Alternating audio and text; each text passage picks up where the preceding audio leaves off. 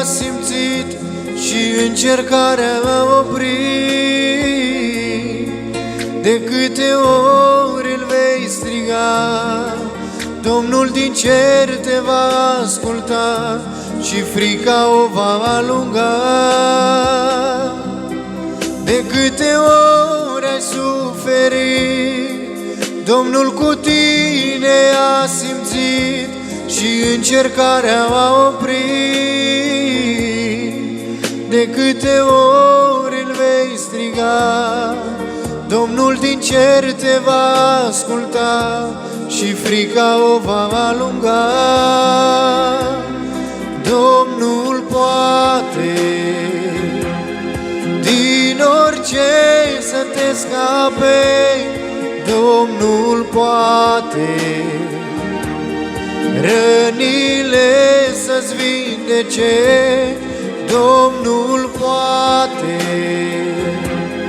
de cel rău să te apere, El poate tot, El poate tot. Domnul poate din orice să te scape, Domnul poate rănile să-ți vindece, Domnul poate de cel rău să te apere, El poate tot, El poate tot.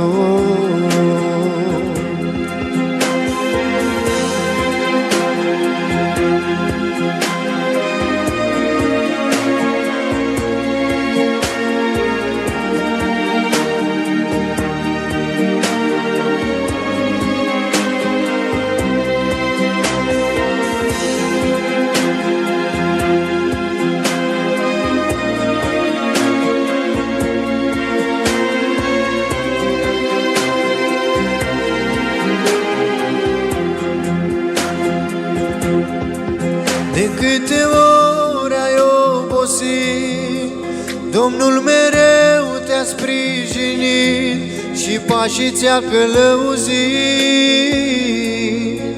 De câte ori tu vei cădea, Domnul iar te va ridica, El e biruința ta. De câte ori ai obosit, Domnul mereu te-a sprijinit și pașii ți-a călăuzit. De câte ori tu vei cădea, Domnul iar te va ridica, El e biruința ta. Domnul poate din orice să te scape, Domnul poate rănile să-ți vindece, Domnul poate de cel rău să te apere, El poate tot, El poate tot. Domnul poate de orice să te scape, Domnul poate rănile să-ți vindece, Domnul poate de cel rău să te apere, El poate tot, El poate tot.